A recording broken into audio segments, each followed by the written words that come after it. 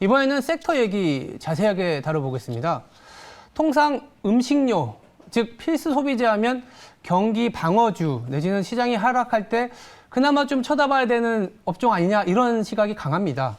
근데 최근에는 리오프닝 그리고 자체 성장 모멘텀이 붙고 있다 이런 시각도 있는 상황인데 이분 모시고 자세히 얘기 들어보겠습니다. 김정욱 메르츠증권 애널리스트 나와 계십니다. 네, 안녕하세요. 안녕하세요. 네. 음식료도 사실은 이 질문에서 벗어날 수가 없는 것 같아요. 역기저 효과. 맞습니다. 그러니까 모든 업종이 작년에 너무 안 좋았던 거에서 가파르게 좋아지다 보니까 또 이게 또 역기저 효과로 나빠질 수도 있다 이런 시각이 음식료에도 있는 것 같습니다. 네, 맞습니다. 언제쯤 해소가 될까요? 예, 말씀하신 것처럼 이번에 실적이 나온 2분기까지는 역기저 효과를 벗어날 수는 없었습니다. 네. 많은 분들 이제 기억하시다시피 지난해 1분기에는 코로나 이슈로 인해서 모든 섹터들 또는 이제 모든 전 업종의 주가 수익률이 안 좋았고 실적 역시도 부진했지만 음식료가 상대적으로 1분기 방어를 했고요.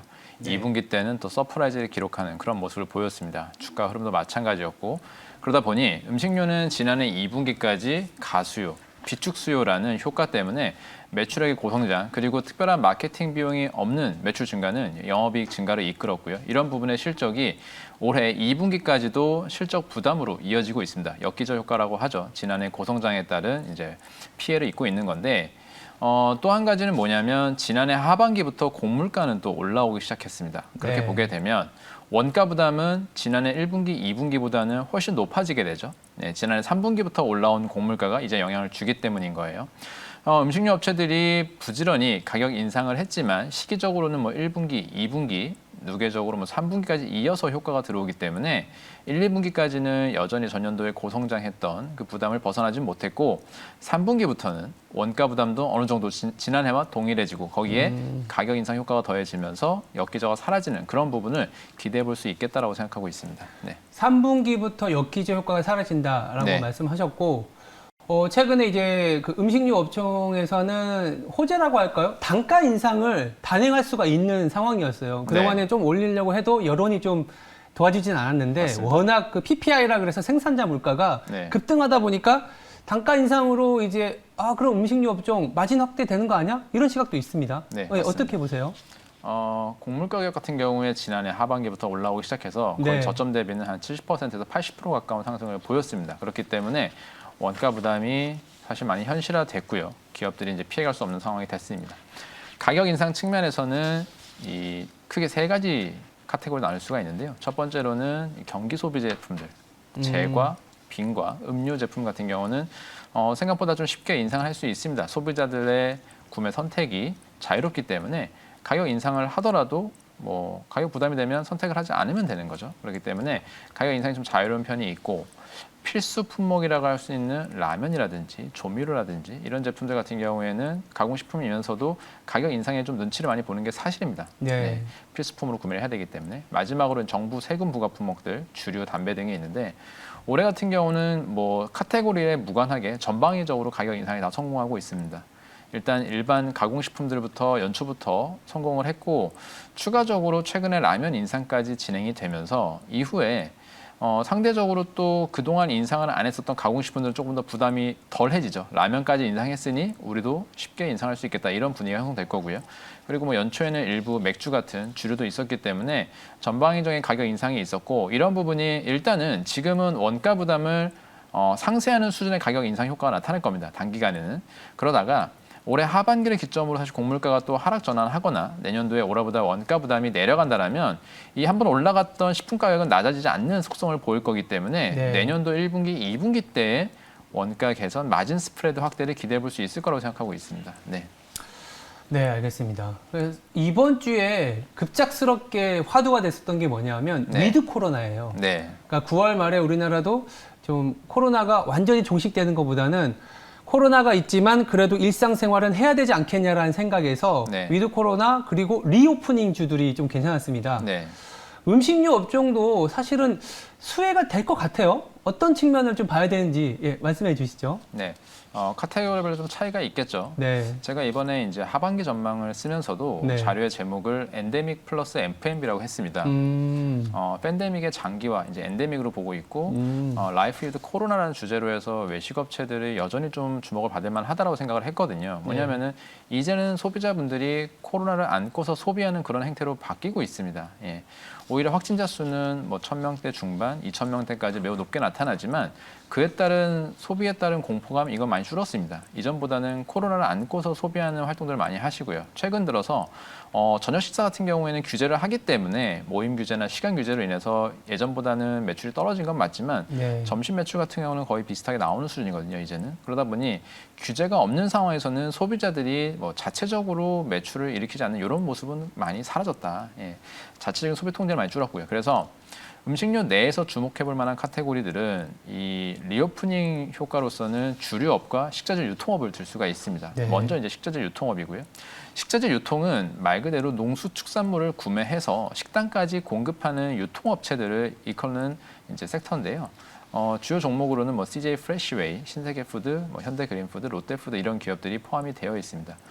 이 기업들이 코로나 이슈 동안 실적은 많이 망가졌죠. 아무래도 식당 매출액이 급감했기 때문에 그 네. 효과로 인해서 매출 감소, 이익 레버리지에 이제 역방향으로 흘러가면서 적자를 기록하기도 했고요. 많이 실적이 부진했는데 이 기회를 틈타서 저마진 채널, 저마진 사업부를 대대적으로 구조조정하는 그 기회로 삼았습니다. 그래서 그 효과가 올해 1분기, 2분기 계속 점진적으로 나타나고 있고 하반기에도 그 구조조정에 따른 효과는 이어지면서 리오프닝에 따른 매출 증가 효과가 더해지는 이런 모습이라 영업이익 고성장이 기대가 되고요.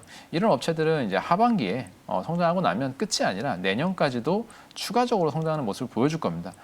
백신 인센티브가 도입되면서 저녁 식사에서도 백신 접종자를 포함해서 2명, 4명까지 식사가 확대된다라면 이런 부분은 올해 대비 내년도에 식당 업체들의 매출액을 좀 키울 수 있는 그런 요인이 될 거라고 보고 있고요. 추가적으로 이제 주류업도 여전히 주류업이 이제 저녁 매출이 회복이 안 되다 보니까 많이 눌려 있는 상황인데 말씀드린 이제 리오프닝 또는 이제 백신 인센티브에 좀 더 민감하게 반응할 게 이제 주류업 거기에는 이제 하이트진로 롯데칠성이 포함된다라고 보고 있습니다. 네. 말씀 주신 대로 리오프닝 관련된 모멘텀도 받고 네. 올해뿐만이 아니라 내년까지도 좀 이어질 수 있다라고 말씀하셨어요. 네. 그래도 이제 전략하는 입장에서는 아무래도 이런 얘기를 들을 수밖에 없어요. 그럼에도 불구하고 방어주 아니냐, 네. 방어주 아니냐라는 생각. 그리고 그러면 만약 시장이 지금은 그래도 조금 불안하니까 그래도 필수 소비재 쪽에 리오프닝이 되니까 좀 소위 말해서 담아보긴 하겠지만 만약 시장이 예상보다 빠르게 막 반등해버리면 그럼 소외되거나 자체 모멘텀이 없는 거 아니냐 이런 네. 시각도 있습니다. 네. 어떻게 보세요? 맞습니다. 그래서 음식료를 볼 때 사실 음식료만 보게 되면은 투자 판단이 좀 어려울 수가 있습니다. 네. 시장과 같이 좀 소통하면서 봐야 되는데 네. 오히려 지금같이 좀 시장이 흔들리고 약세일 땐 좀 더 부각을 받으면서 네. 음식료 고유 모멘텀이 현재 상황에서 가격 인상은 생각보다 빠르고 쉽게 이뤄졌고 곡물가가 아직 높은 레벨에서 유지가 되고 있기 때문에 부담 요인이지만 곡물가가 이제 하락 전환하는 분위기가 포착이 됐을 때는 이 부분이 내년도에 대한 원가 개선 기대감 또 EPS 증가로 이어질 수 있기 때문에 음식료 섹터 내에서의 성장 모멘텀, 개별적인 모멘텀이 생길 수가 있고요.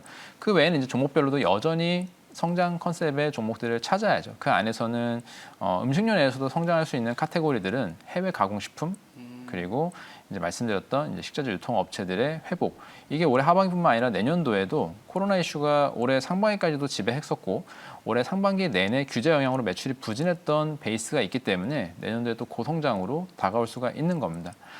가공식품 같은 경우는 과거에는 우리가 이제 라면이나 제과 이런 카테고리에만 집중을 했었더라면 이제는 K푸드 중심으로 해서 정말 가공식품이 해외로 확대되는 그런 기점에 있거든요. 그래서 CJ 제일제당 같은 경우도 쉬안스라는 미국의 로컬 식품업체를 인수해서 ACV 데이터, 그러니까 입점률이라고 하는데요.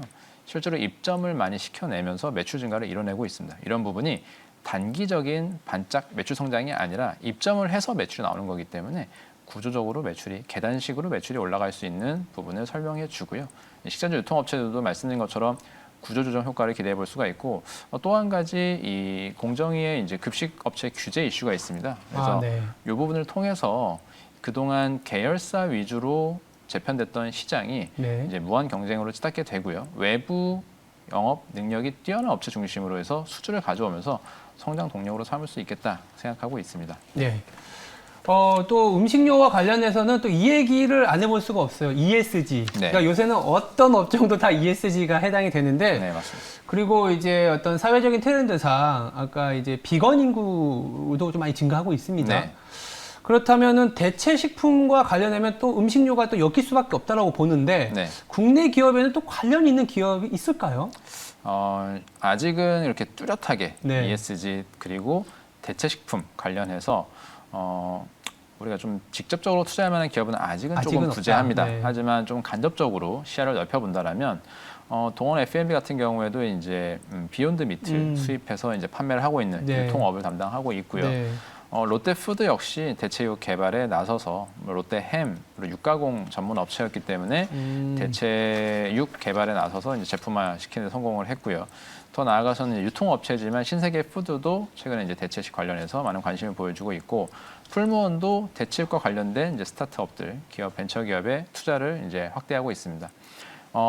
그런 관점도 있을 것 같아요. 대체육 시장이 확대되는 관점에서 아직은 가격적인 부분들 그리고 맛, 퀄리티 이런 부분 때문에 대체육이 국내에서는 크게 부각을 받지 못하는 것 같습니다. 하지만 이게 큰 흐름으로서 국내에도 대체육 시장이 확대되는 모습이 나타난다면 대기업들이 앞다퉈서 투자를 할 거고요. 그런 투자 여력 측면에서는 이제 CJ 제일제당도 향후에 대체육 시장이 확대됐을 때 육가공 전문 업체이기 때문에 좀 주도적인 역할을 할 수 있는 가능성이 있고, 대체육은 아니지만 ESG 관점에서는 CJ 제일제당은 최근 이제 PHA라고 해서 친환경 바이오 플라스틱 사업 발표를 했습니다. 그래서 올해 하반기 준비가 완료가 되면 내년도부터는 이제 본격적인 양산에 들어갈 텐데, PHA는 이제 뭐 생소하신 분들도 있겠지만 미생물 베이스의 이제 플라스틱입니다. 그래서 제일제당이 그동안 제품화 시켰던 이제 핵산, 이 다시다에 들어가는 원재료거든요. 사람이 먹는 첨가제입니다. 핵산, 그리고 뭐 라이신, 메치오닌, 스레오닌 이런 동물들이 먹는 사료에 들어가는 첨가제입니다. 이런 제품들을 만드는 기술을 베이스로 해서 이번에 이제 플라스틱 사업까지 사업을 확장하는 건데요. PHA가 아직 뭐 단가적인 부분이나 이 물성, 활용도 측면에서 좀 한계점은 있지만 이 분해력 측면에서는 물, 토양에서 가장 빠르게 분해되는 현재까지 나와 있는 친환경 플라스틱은 가장 그 분해성이 우수한 플라스틱 중 하나거든요. 그래서 이런 제품들을 구비하게 되면 향후에 식품 업체들의 경쟁력이라는 게 단순히 이 식품의 맛과 퀄리티를 벗어나서 이 포장재의 친환경성까지 더해졌을 때 소비를 촉진시킬 수 있는 요인이 있다고 생각을 하고 있고요. 그런 부분이 ESG 관점에서는 이런 친환경 패키징도 좋은 평가를 받을 수 있겠다고 생각을 하고 있습니다. 네, 알겠습니다. 그다음에 마지막으로 음식료 업종을 바라보는 꿀팁 말씀 부탁드립니다. 네, 지금 음식료 섹터를 전반으로 지배할 수 있는 또 쉽게 접근할 수 있는 꿀팁은 지금은 이제 곡물가라고 보고 있습니다. 네, 상반기부터 이제 올라와 있는 하반기에도 여전히 3분기까지는 고점에서 정체를 보이고 있는 곡물가, 이 레벨이 언제쯤 이제 하락 전환할까, 이 부분이 중요할 거고요. 곡물가 하락에 맞춰서 음식료 쪽에 관심을 가져보시는 것도 섹터를 접근하는데 그래도 좀 편리한 방법이라고 생각이 좀 들고요. 네. 개별 기업으로는 여전히 주목해야 될 부분들은 이제 신제품 성과에 따른 뉴스 플로우, 그리고 이런 인스타그램이나 이런 그 SNS에 따른 소비자 반응 여부, 이런 부분들이 또 개별 기업을 주목하는 데 있어서는 좋은 트리거, 지표가 될 거다라고 보고 있습니다. 네. 알겠습니다. 곡물가가 내려가게 되면 음식료 기업들은 마진이 확대되니까 밸류에이션도 높아질 수 있고 성장주로서도 가능성도 높아진다. 네. 신제품 보자였습니다. 네, 지금까지 김정욱 메르츠증권 애널리스트였습니다. 감사합니다. 감사합니다.